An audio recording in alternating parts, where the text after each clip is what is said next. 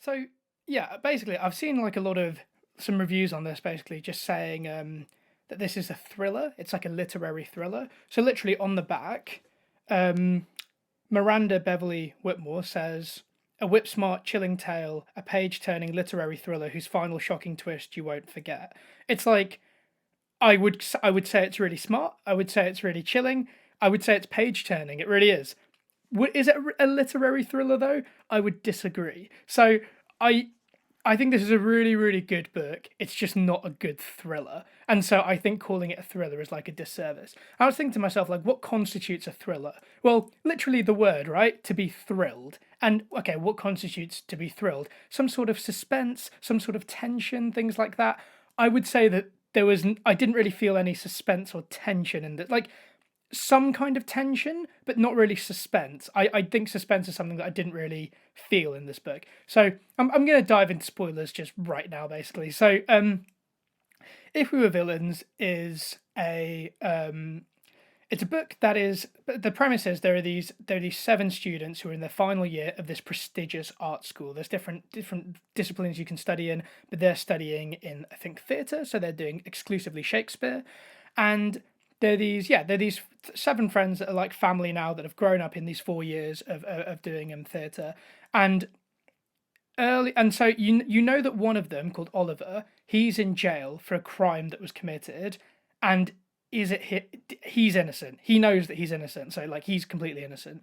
Um, so he's in jail for this, and it sort of takes place between, he's recounting this tale after he's been let out to the detective that sentenced him in the first place, because the detective is like, when I arrested you, clearly something was sus, so can you tell me the full story now? And he's like, okay, fine. And so now you hear his recollection of how he basically got there in the first place.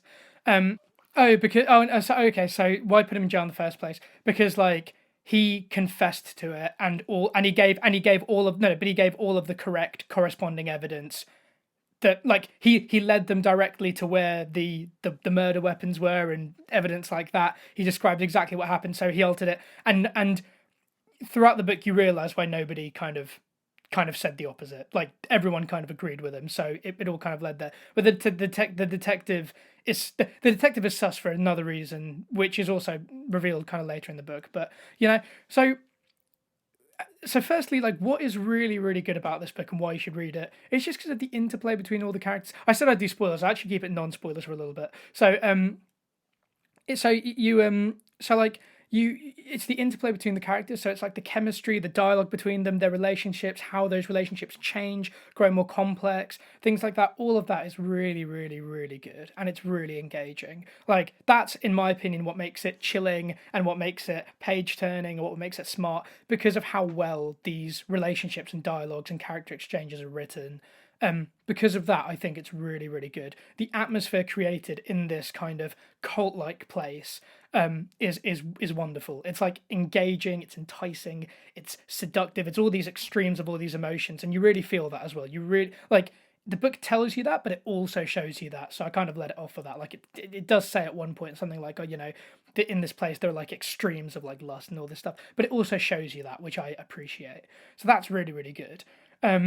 And despite, like, again, like, despite it being like, so this murder happens, right? So, you know what, again, spoilers. I started to do non-spoilers. I just have to go into spoilers. So I have a non-spoiler review in the description that I've written, but I just can't talk about this with, like, I'm too much of a I give away too many things when I speak.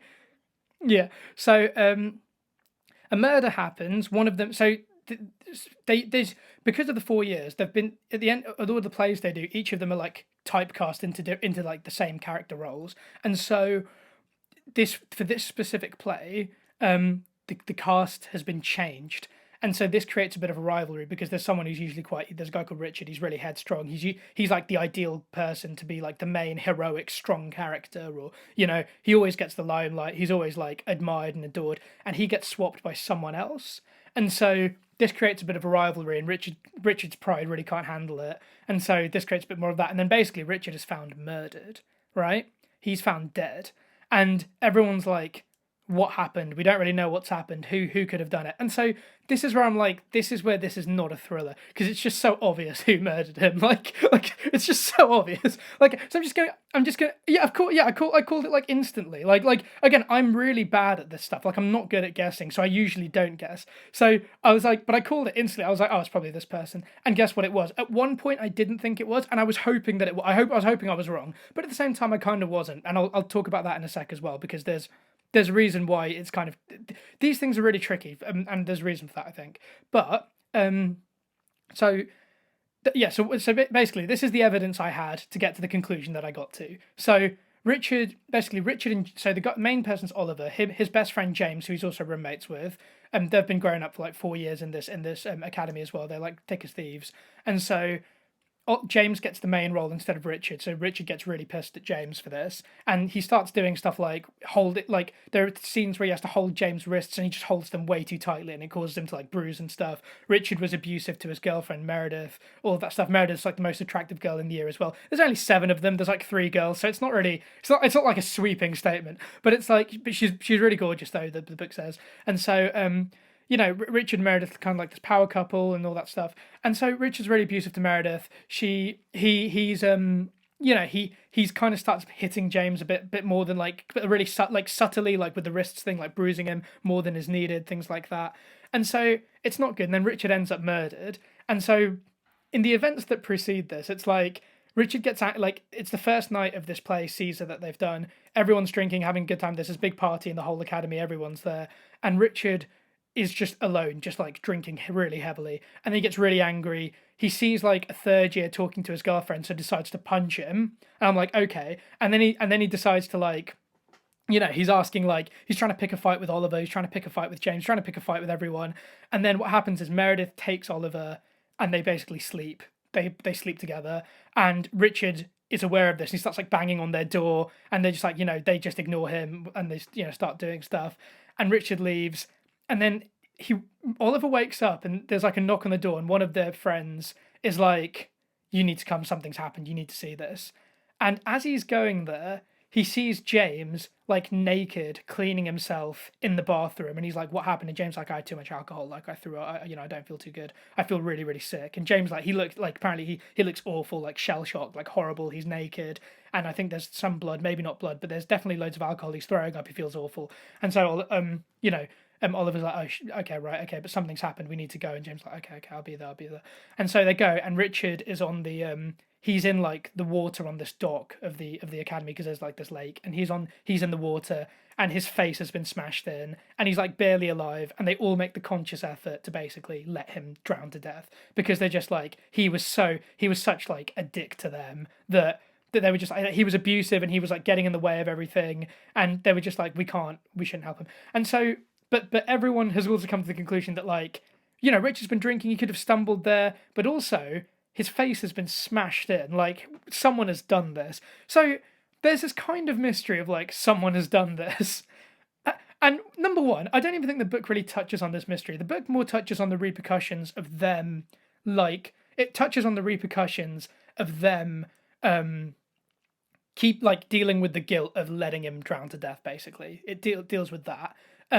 And it also, because they were just like, what if Richard comes back? He's not going to be apologetic. He's not going to have learned anything. He's just going to be abusive to everyone else, and he's just going to tear everyone apart. And so they were just like, look, he's doing this to Meredith. He's doing this. Like, what can we do? And so it's them dealing with the repercussions of that. And so it doesn't really go, oh, do you like who did it? Who could it have been? It doesn't really ask that question. It's more just like, which I respect, because that's what made it really interesting. Because it's almost like the book, in a way, it was kind of like the book was like, you know who it is, so let's just focus more on how these characters deal with the repercussions. But, like, okay, it was James. I knew it was James, because I was like, it is. I literally, as soon as it was like, oh, something's happened to Richard, James is puking, feels sick, naked in the bathroom, I was like, yeah, probably James. And guess what? It was. So, like, when this thing was happening, and, like, you know that thing that happens when, like, the main character is shocked, and the main character is shocked is because the audience is also meant to be shocked. Like, I didn't get any of that. Like, when Oliver finds out, he's like in disbelief and he's shocked. And I was just like, we've been new. Like, come on. Like, I know it's James. Like, this isn't really hitting for me. But, yeah. Yeah, so it's like it's so that didn't really, but also so earlier I said like I wanted them to prove me wrong, but I also didn't. It kind of had to be James, like any other character, and it would have felt kind of forced or unearned. There wasn't enough justification in the story. Like it could have been Meredith, but also Meredith was sleeping with Oliver, so it didn't really make any sense for like she could have snuck out, but also like no, just no. And then like um had it have been another character, it would have been subverting expectations, but there wouldn't have been in so doing that, you wouldn't have had a good enough explanation of why they did that, like what was initially the motive. And so like it kind of hints to maybe Philippa would have done something like that, but again, it's just not that is just not explored like enough for if it was her for me to care. So it kind of had to have been James. So I was kind of focusing with this book, I was focusing more on execution as opposed to like suspense and revelation and stuff. I know what's going to happen, so just how well is it going to happen? How I know what the events kind of are going to be, so how well are they going to be explored? How well are they going to be written? How good's the dialogue going to be? How good's the description going to be? And all of that is really, really good. Like it's really, really solid. Like it's descriptive and it's complex and detailed. It's layered. It really does a good job at conveying what the atmosphere is, how these people are feeling. That's really, really, really solid. It just wasn't a thriller though, so I disagree with all this. Like, oh, this is a thriller. Like Emily St. John Mandel, she wrote Station 11. Station 11 is really, really good as well. She said a rare and extraordinary novel and a genuinely breathtaking literary thriller. No, no, it's just not though. So I don't know what to say. That being said, the beginning quote on the front cover of it is actually really good. It's by Cynthia. I'm going to say this wrong. Cynthia Dapri Sweeney. She says, like Donna Tartt's. Have I said that right? I hope I have. Like Donna Tartt's A Secret History, ML Rio's sparkling debut is a richly layered story of love, friendship, and obsession.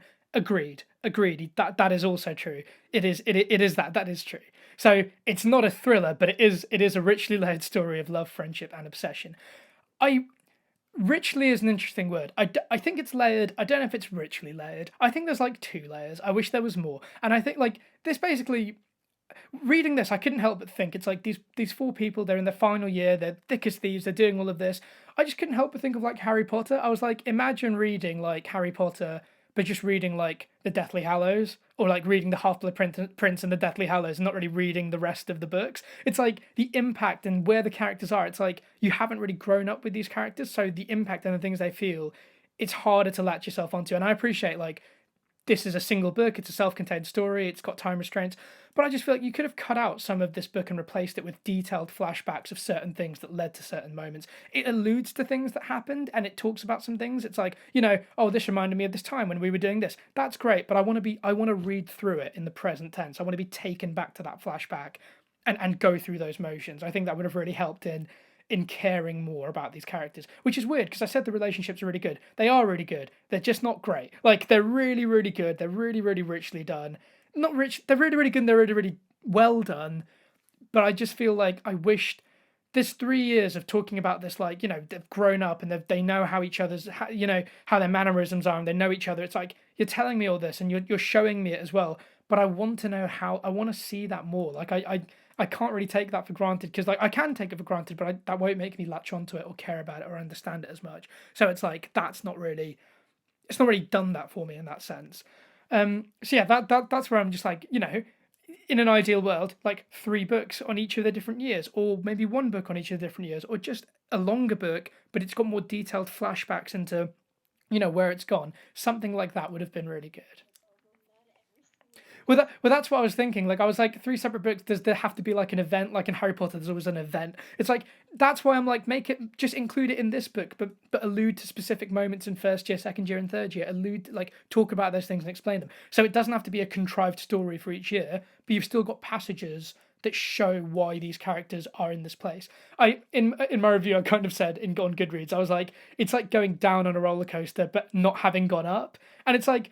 Except in a roller coaster, that's still kind of thrilling, I imagine. But in this, it's like I went down. I saw all of like the fall and the relationships unfurling, but I didn't really go up. I didn't really see the relationships forming those, so I kind of had to like take them for granted. And so is it not exciting though, going up and feeling the tension and anxiety and the mind games? Isn't that fun? You know what it is? It's like even that ride that's the drop. It pauses at the top though. There's anticipation. It pauses at the top. And it's just like in this, it's just like waking up and the roller coaster's already going down, and I'm like, oh, okay, I guess I care. But it's like, imagine if it had paused and there was some anticipation, there was like a moment like that. Oh, that would have been so good. I just, like, because I was thinking about this, I was like, I would say Silence of the Lambs is like a psychological thriller, or it's at the very least, it's a thriller, right? And I was like, why is it a thriller? And in my head, I'm like, because you're catching Buffalo Bill. And like in my head, I genuinely don't know if they're going to catch Buffalo Bill or not.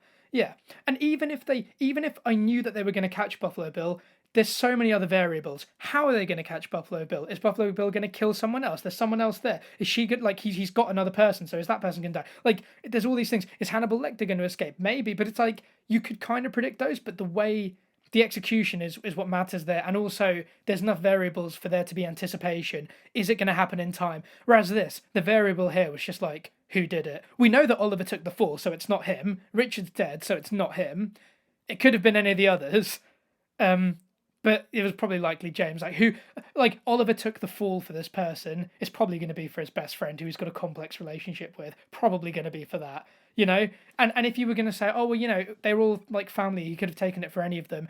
I would have needed to see more. Like you can tell me that, but that doesn't make me care anymore. You can tell me that, but it's not going to make me grow attached to them. I would need to have gone through those motions with them, which I don't feel like there was enough of. The actual motions that I went through were really great. All the different plays and the ways they had to learn their lines and the way the kind of the missteps that were going on that, you know, clearly didn't happen before, because these are like, you know, through the way it's written, you can tell this is the first time something like this has happened.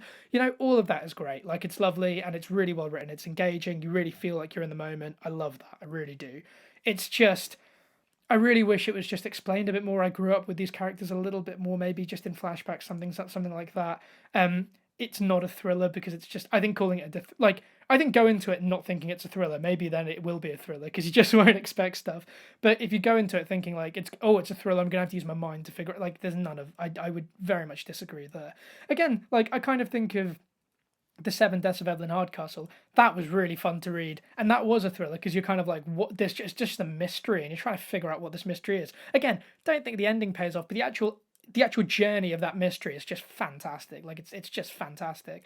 In this, the journey of these characters and spending time with them and spending time with their friendship, the obsessions, the illusions, all of that stuff, that in and of itself was fantastic. More so than being like, oh, what actually happened that night doesn't really matter. Which is also why I don't think the book shows the repercussions of what happened that night in their decision to not to kind of, you know, you know, not like be passive in the event. But it, you know, I appreciate that the book didn't spend a lot of time being like, who did it, who could it have been. There wasn't a lot of that.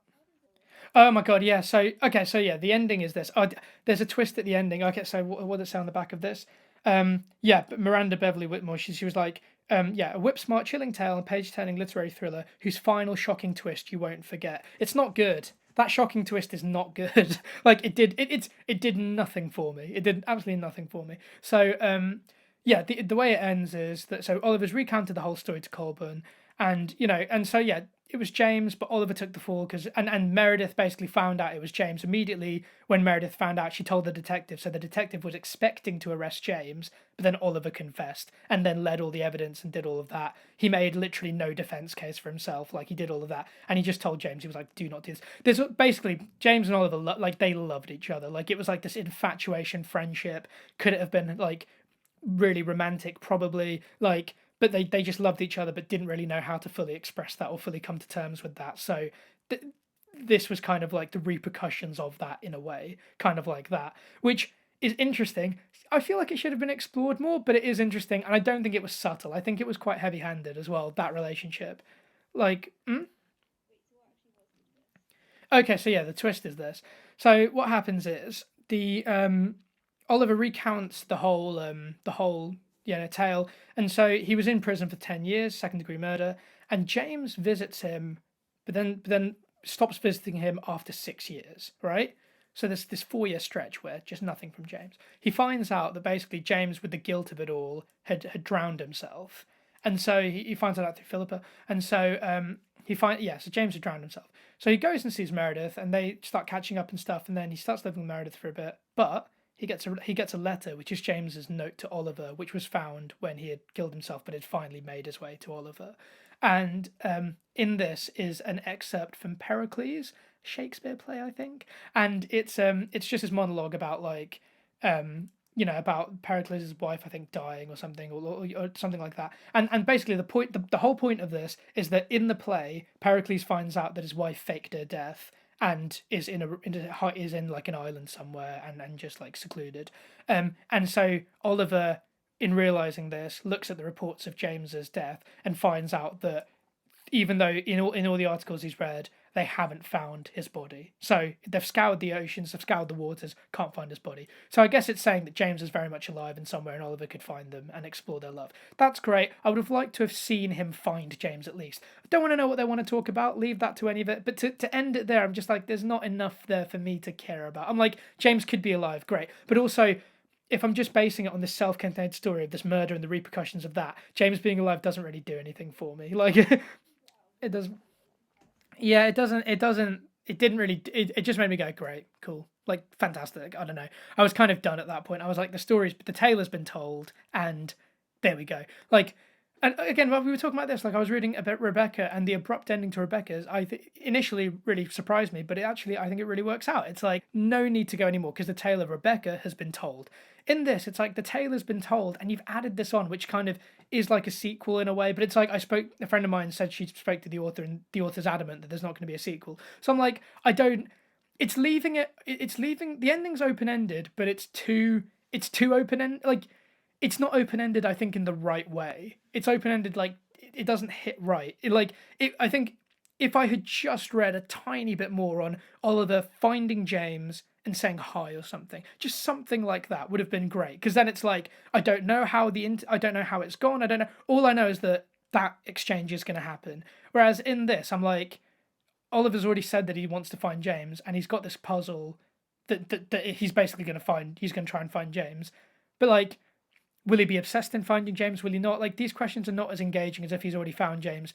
It's not as engaging as like, will he find James? Will he not find James? It's more just like, what will the actual conversation be? I want him to find James, but I want to know what that conversation is. So if the book ends there, then that's great. That would be fantastic. But the book ended just a little bit before, which I was like, that I don't like. I think it would have been better if James had just died, to be honest. Like, that would have been great, because it's like this obsession, this infatuation going this way. That James did this is kind of, it works, but then if you're going to do that, it's like you gotta go a little bit more, I think, for me personally to care. But that's just how I felt. Yeah.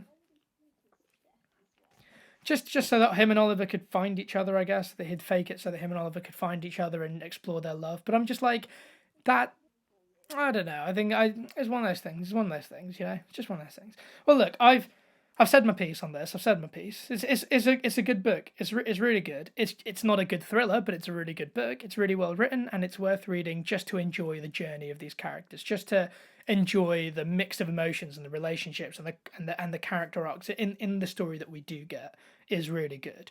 Don't think the ending's particularly great, but that's like any book ever. I just never like the ending. Maybe it's because I don't want the book to end. I don't know, but it's just, yeah. But I just feel like for this, I felt like the book had either overstayed its welcome a tiny bit, or in adding this extra twist, it understayed its welcome a little bit. Had it not included this and Oliver had died, I would have been like, great. But then it added this. I'm like, you got to give me a tiny bit more now, and it didn't. And I was like, okay then. So yeah, good stuff. But just, yeah, better than Vox. I can tell you that. Miles better than Vox. Jeez Louise. But yeah, really good book. I think people should read it. I don't know, I spoiled it, but also the thing is, because it's not a thriller, I don't feel that bad in saying like, here's all the stuff that's happened. I haven't really given away the actual writing or the dialogue or the actual events in between what happens, and all of that stuff is worth reading, I would say. All of that stuff is worth reading because it's just really enjoyable. Yeah, exactly. Yeah, it doesn't matter what happened, but the way it happened. Exactly. And that is really good. I always think of like, it's like in Lord of the Rings, it's like, that you've got like three books of Frodo and the Fellowship and everyone doing all this stuff, and as you're reading this, a lot of you just knows that it's going to work out. You know it's going to work out, but it's like it's how it works out. It's called the Return of the King. Like, yeah, it could have not been Aragorn, but it probably is. But also seeing it happen with two books, two detailed books of all this happening, it's really cool to see like Gondor become good. Like, it's really amazing to see that. So it's like, oh, in my review as well, I kind of compared it to a wedding. It's like, these people are going to get married, but it doesn't make the wedding any less enjoyable. It makes it like, so it's kind of like that. You kind of know who it is, but it doesn't make reading it any less fun. It does make it a little. It doesn't make it thrilling at all, but it does make it. It's still enjoyable and still really good and detailed. Oh man, I would object to that if that had happened.